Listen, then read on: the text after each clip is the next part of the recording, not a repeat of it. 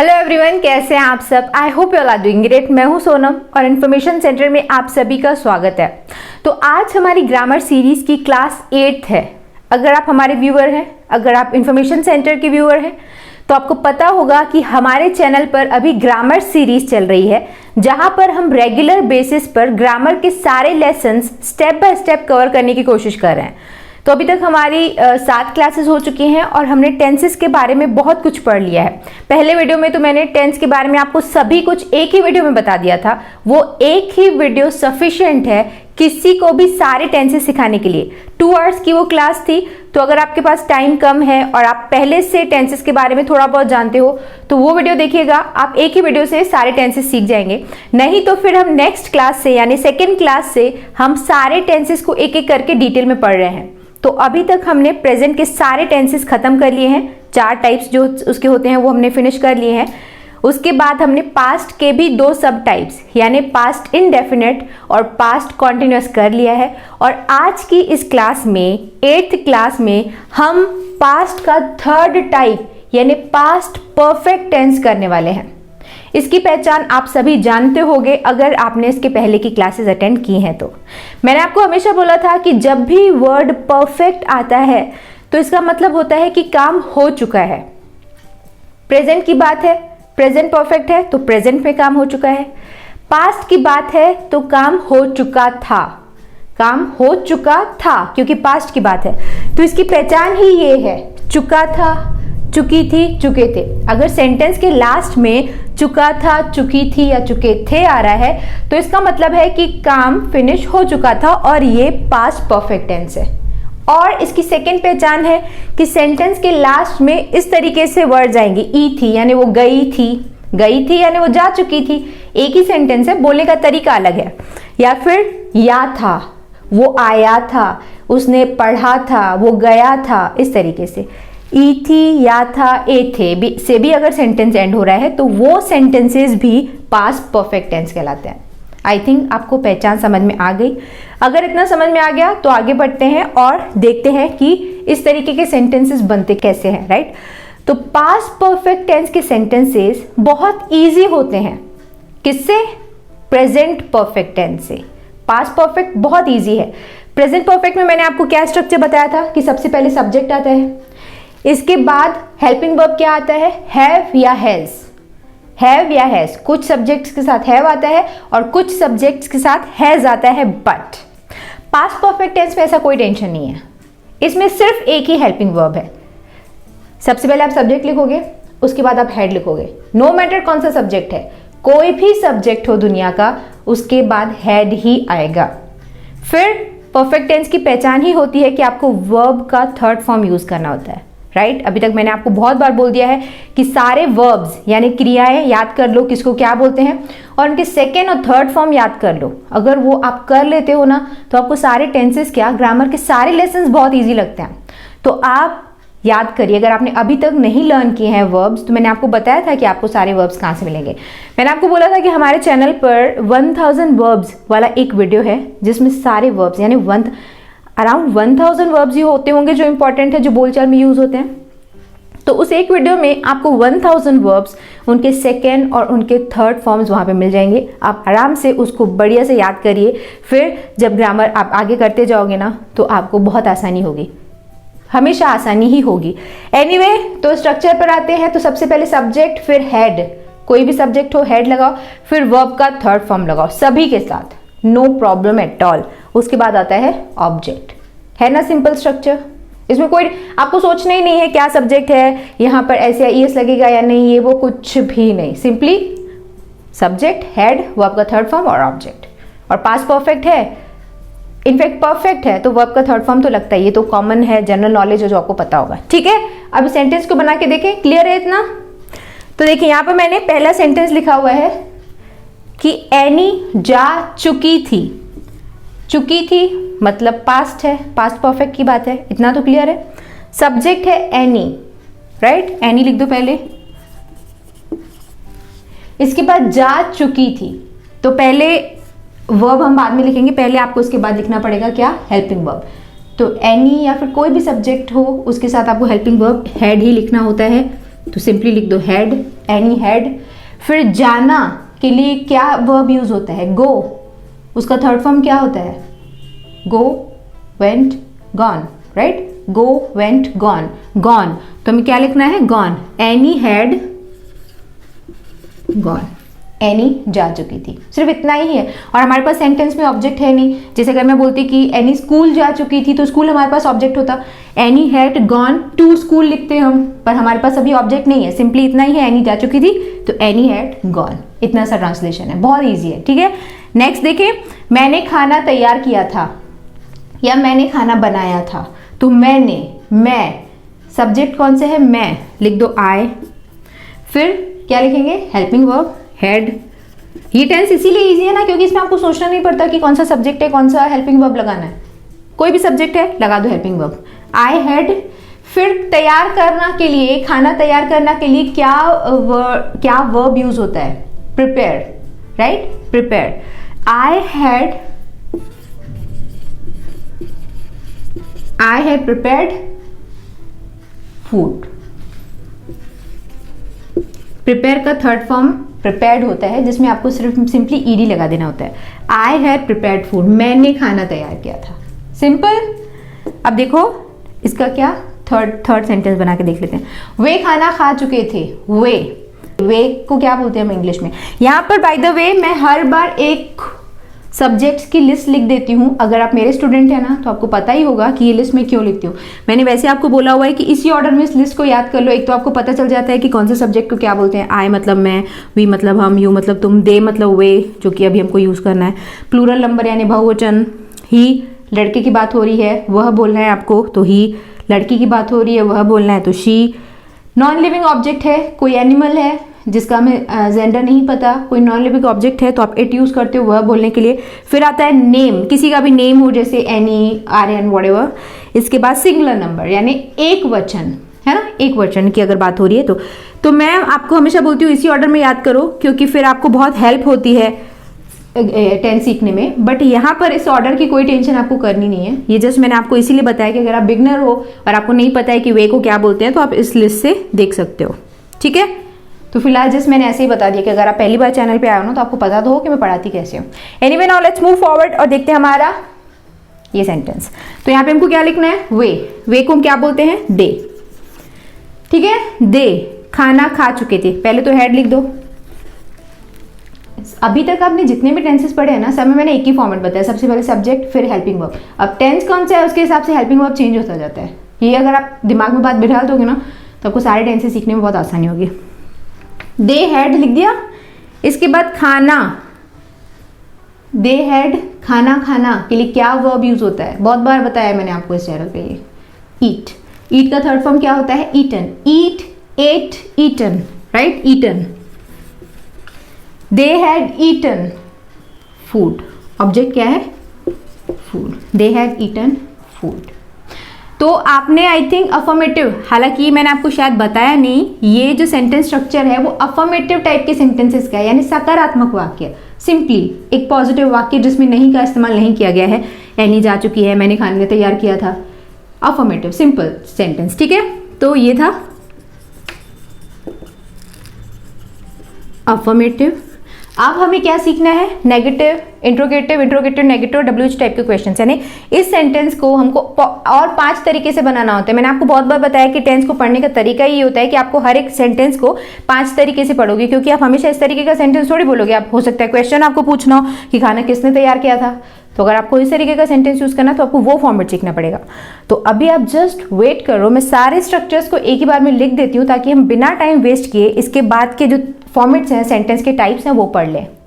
Okay, सो मैंने यहाँ पर सारे सेंटेंस के स्ट्रक्चर्स लिख दिए हैं। अब हम फटाफट से एक एग्जाम्पल लेके उसके सारे टाइप से सेंटेंसेस बना के देखते हैं। ठीक है, तो आपको समझ में आ जाएगा कि ये फॉर्मूलाज कैसे यूज होंगे। हालांकि अगर मैंने आपको एनी जा चुकी थी का ट्रांसलेशन एनी हैड गॉन बता दिया है, या आप इतना कर चुके हो, तो इसके बाद नेगेटिव इंट्रोगेटिव आप खुद ही बना लोगे, अगर अभी तक आपने इसके पहले की क्लासेस अटेंड की हैं तो अगर आपने नहीं की हैं, तो आई सजेस्ट कि आप वो वीडियोस देख लीजिएगा। इसके बाद आप स्टेप बाय स्टेप जब आगे बढ़ोगे ना तो चीजें आपको ज्यादा समझ आती है ना, बिना मिस किए अगर आप क्लासेस देखते हो तो अगर आपने वो वीडियोस नहीं देखे हैं इसके पहले की जो 7 क्लासेस है वो आपने अटेंड नहीं की हैं और अगर आप करना चाहते हैं तो वो सारे वीडियोस की लिंक नीचे डिस्क्रिप्शन में है, वहां से आप वीडियोस को देख सकते हैं। या फिर आपको प्लेलिस्ट में ग्रामर सीरीज नाम से एक प्लेलिस्ट मिल जाएगी जहां पर आपको सारी क्लासेस डे 1 से मिल जाएंगी, तो वहां से भी आप वीडियोस देख सकते हैं और सारी क्लासेस अटेंड कर सकते हैं। एनीवे, अब देखते हैं इसका नेगेटिव स्ट्रक्चर। तो मैंने अभी तक आपको बताया है कि किसी भी सेंटेंस का नेगेटिव कैसे बनता है, बहुत बार बताया है, यही बात मैं आपको बोलती हूँ कि बनेगा कैसे, तो उसके बाद आप आराम से खुद ही बना लोगे ना, आपको फॉर्मूला याद करने की जरूरत नहीं है।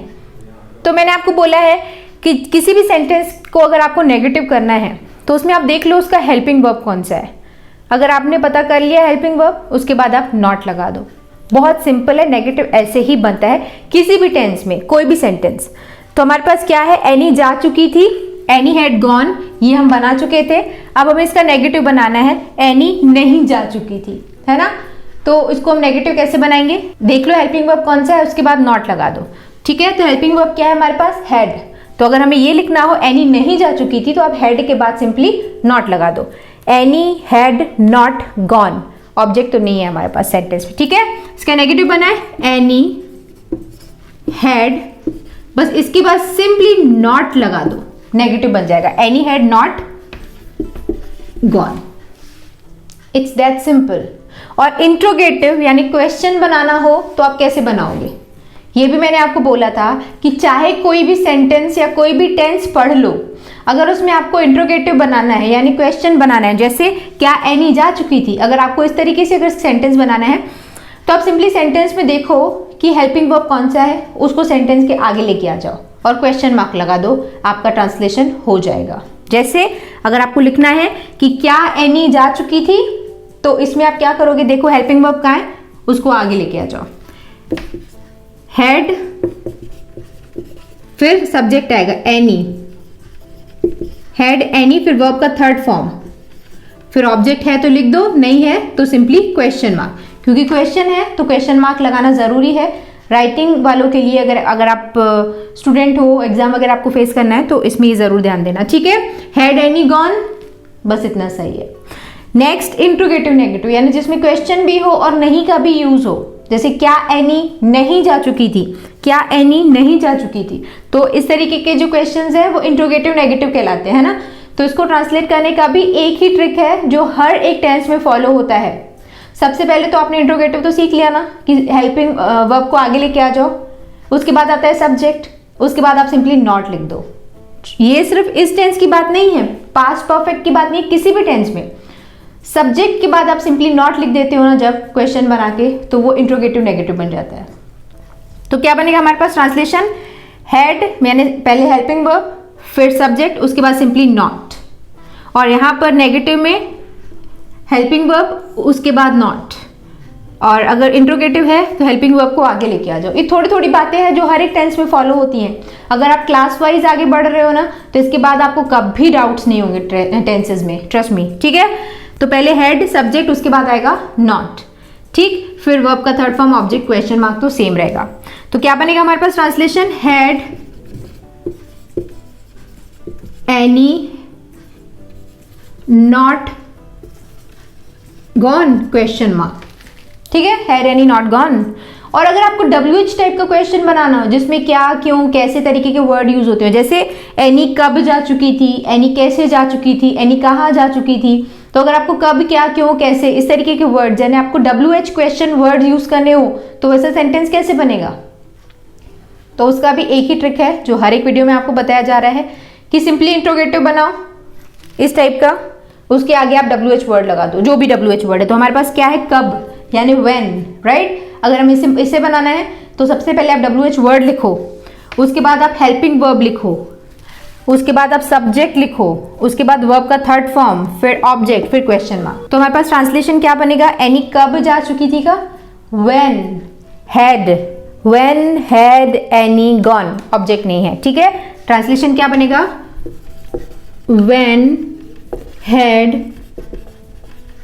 Any gone question mark. Any कब जा चुकी थी। यहाँ पर कोई भी WH वर्ड होता आप वो लिख देते, where had Annie gone, Annie कहाँ जा चुकी थी। तो ये टेंस इतना ही है, बहुत ईजी है। अगर अभी तक आपने प्रेजेंट के सारे टाइप्स पढ़ लिए हैं ना, तो आपको हर एक टेंस बहुत ईजी लगेगा, क्योंकि हर एक चीज़ आप एक बार सीख चुके हो। तो इंडेफिनेट आपने प्रेजेंट में सीख लिया, फिर पास ये कॉन्टिन्यूस सीख लिया, फिर परफेक्ट सीख लिया, परफेक्ट कॉन्टिन्यूस। उसके बाद जो आगे के जो 2 टाइप्स है ना, पास्ट और फ्यूचर, वो वैसे ही हैं, बस थोड़ा थोड़ा हेल्पिंग वर्ब में डिफरेंस आता है। तो आप क्लास वाइज चलिए, आई सजेस्ट, अगर आप ऐसे कनेक्टेड रहोगे ना तो आपकी चीज़ें बहुत समझ में आएंगी। ठीक है, तो ये समझ में आ गया। तो आप कोई भी एक सेंटेंस उठा के देख लो, जैसे कोई भी एक एग्जाम्पल लें, जैसे रिया सो चुकी थी। ठीक है, रिया सो चुकी थी, तो इसको आपको ट्रांसलेट करना है, तो कैसे करोगे, रिया हैड स्लेप्ट, स्लीप का third form, Riya had slept. फिर इसका नेगेटिव बनाओ, रिया हैड नॉट स्लेप्ट। फिर इसका इंट्रोगेटिव बनाओ, हैड रिया स्लेप्ट। फिर इसका इंट्रोगेटिव नेगेटिव बनाओ, हैड रिया नॉट स्लेप्ट। फिर इसका WH बनाओ, वाई हैड रिया स्लेप्ट, रिया क्यों सो चुकी थी। तो इस तरीके से एक सेंटेंस की 5 टाइप बनाओ, उसको बोल बोल के प्रैक्टिस करो, आपकी बहुत प्रैक्टिस हो जाएगी, आपकी स्पोकन इंग्लिश की प्रैक्टिस हो जाएगी। ठीक है, स्टूडेंट्स के लिए तो ऐसे फॉर्मूलाज काम आते हैं, बट स्पोकन इंग्लिश में आपको बोल बोल के प्रैक्टिस करनी होती है। तो हर एक वीडियो में मैं आपको प्रैक्टिस के लिए एक ही तरीका सजेस्ट करती हूँ कि आप अपने दिमाग से सोचो, रेगुलर लाइफ के 25 to 30 सेंटेंसेस लिखो, उसका अफर्मेटिव बनाओ, यानी सिंपली उसे ट्रांसलेट करो। फिर उसके 4 और टाइप बनाओ, 5 टाइप के सेंटेंसेस बन जाएंगे। फिर उसको बोल बोल के प्रैक्टिस करो, जैसे अभी मैंने एक सेंटेंस लिया, उसके 5 टाइप बताए। तो ऐसे में आपकी स्पोकन इंग्लिश बहुत अच्छी हो जाती है। ठीक है, तो टेंस बहुत ईजी है, जस्ट प्रैक्टिस की जरूरत है जो आपको करनी पड़ेगी। तो यहाँ पर एक्सरसाइज है, मैं मान के चल रही हूँ कि आपको ये समझ में आ गया। इनकेस नहीं आया तो वीडियो को दोबारा देखिए, यहाँ पर कोई लिमिट नहीं है कि आप एक ही बार देख सकते हो। वीडियो जो टीचिंग है ना, वीडियो क्लासेस, इसमें यही फायदा है कि आप रिपीट देख सकते हो, चीज़ों को और अच्छे से समझ सकते हो। Anyway, now let's move forward और फटाफट से एक्सरसाइज कर लेते हैं। यहाँ पर मैंने 10 सेंटेंसेस लिखे हुए हैं, मैं आपको कुछ बता देती हूँ, बाकी आपका वर्क है, आप प्रैक्टिस करिएगा। फिर अगर आपको आंसर्स नहीं मिलेंगे तो आपको फर्स्ट कमेंट में उसके आंसर्स मिल जाएंगे। ठीक है, तो हमारे पास पहला क्या है सेंटेंस, वह आया था, वह आया था। तो कौन सा ये है, इसका पास्ट परफेक्ट का सेंटेंस है, इतना तो क्लियर है। अब वह आया था, लड़के की बात हो रही है, वह, तो हेल्पिंग वर्ब क्या यूज होगा, ही। ठीक है, ही हैड, हेल्पिंग वर्ब तो लगेगा, ही हैड। इसके बाद आया था, आना के लिए कम यूज होता है, इसका थर्ड फॉर्म भी कम ही होता है, कम, केम, कम। ही हैड कम, वह आया था। ठीक है, नेक्स्ट, मैंने उससे पूछा था, मैंने, हेल्पिंग वर्ब क्या है, मैं, आई हैड तो लगा दो। उससे पूछा था, पूछना के लिए क्या हेल्पिंग वर्ब यूज होता है, आस्क, उसका थर्ड फॉर्म हो जाएगा asked. I had asked him, उससे पूछा था, ऑब्जेक्ट क्या है, him, I had asked him. Clear, उसने मुझसे नहीं पूछा था, नेगेटिव, ही हैड, उसके बाद नॉट लगा दो, he had not asked him, मुझसे ना, he had not asked me, उसने मुझसे नहीं पूछा था। ही, उसने, लड़के की बात हो रही है, लड़की भी चलेगी, दोनों हो क्लियर नहीं है तो ही लगा दो या शी लगा दो। शी लगाए, शी हैड नॉट आस्क्ड, पूछना के लिए वर्ब यूज हो रहा है, आस्क्ड मी, उसने मुझसे नहीं पूछा था। नेक्स्ट, रियान ने खाना नहीं खाया था, हेल्प सब्जेक्ट क्या है, रियान, हैड तो लगेगा ही, रियान हैड नहीं, हैड के बाद नॉट लगाओ, रियान हैड नॉट, खाना खाने के लिए क्या वर्ब यूज होता है, ईट, उसका third form eaten, eat, ate, eaten. Riyan had not eaten, खाना खाना फूड है ना, खाना, Riyan had not eaten food. ठीक है, फिफ्थ देखो, क्या उन्होंने तुम्हें निमंत्रण नहीं दिया था, क्वेश्चन है, तो सबसे पहले तो हेल्पिंग वर्ब आता है, हेल्पिंग वर्ब आगे लगा दो, हैड, उन्होंने, मतलब बहुत सारे लोगों की बात हो रही है, उन्होंने, तो क्या यूज होता है, दे, हैड दे, इसके बाद लगाओ not, had they not invited you, क्या उन्होंने तुम्हें निमंत्रण नहीं दिया था, इस टाइप का क्वेश्चन है ना, interrogative negative, had they not invited you, ऐसे ही बनेगा। तो मैंने 5 आपको ट्रांसलेशंस बता दिए हैं, इसके बाद के आप खुद ट्रांसलेट करिए, इसके आंसर्स मैं आपको फर्स्ट कमेंट में दे दूंगी। तो डायरेक्ट आंसर देखने से पहले आप खुद ट्राई करिएगा, उसके बाद आप आंसर्स चेक करोगे तो जो आप मिस्टेक करोगे ना वो आपको याद हो जाएगी। ठीक है, तो फिलहाल इस वीडियो को एंड करेंगे। अगर टेंस ये समझ में आया, इजी लगा, वीडियो अच्छा लगा, मेरी टीचिंग अच्छी लगी तो वीडियो को लाइक करिएगा, वीडियो को शेयर भी ज़रूर करिएगा, ताकि अभी फिर से लॉकडाउन का टाइम चल रहा है और इसके बाद अभी वेकेशंस भी हैं बच्चों के, तो वो इंग्लिश सीखना चाहते हैं कई लोग, तो उनके साथ वीडियो को शेयर करिएगा, तो हो सकता है ये वीडियोस उनके काम के हों, राइट। तो वीडियो को लाइक शेयर ज़रूर करिएगा। आपके डाउट्स हैं अगर कुछ, तो नीचे आप मुझसे कमेंट सेक्शन में पूछिएगा, मैं कोशिश करूँगी आपको आंसर करने की। एंड अगर आप पहली बार इस चैनल पर आए हैं तो इन्फॉर्मेशन सेंटर को सब्सक्राइब ज़रूर करिएगा, क्योंकि अभी यहाँ पर ग्रामर सीरीज़ चल रही है। अगर आप चैनल को सब्सक्राइब कर लोगे तो इस चैनल पर जब भी कोई नया वीडियो अपलोड होगा तो उसका नोटिफिकेशन आपको मिल जाएगा। आप फिर फ्री ऑफ कॉस्ट इंग्लिश सीख सकते हैं वीडियोस को देखकर, राइट। तो चैनल को सब्सक्राइब जरूर करिएगा। उसके लिए नीचे जो रेड कलर का सब्सक्राइब बटन है उसको आपको टच करना है, और उसके बाजू में जो बेल आइकन है उसको आपको टच कर देना है। अगर आप ऐसा करते हैं तो फिर आप वीडियोस को आसानी से देख सकते हैं नोटिफिकेशंस के थ्रू, ठीक है। एंड अगर आपने अभी तक मुझे मेरे इंस्टाग्राम पर फॉलो नहीं किया है तो do follow me on my Instagram. मेरा आईडी है sonam_आसरानी। मुझे इंस्टाग्राम पर फॉलो करना मत भूलिएगा, ऑलराइट। तो चलिए फिलहाल इस वीडियो को एंड करेंगे, मिलते हैं हमारे अगले वीडियो में एक और नए टॉपिक के साथ। See you in the next video, bye bye, thanks for watching.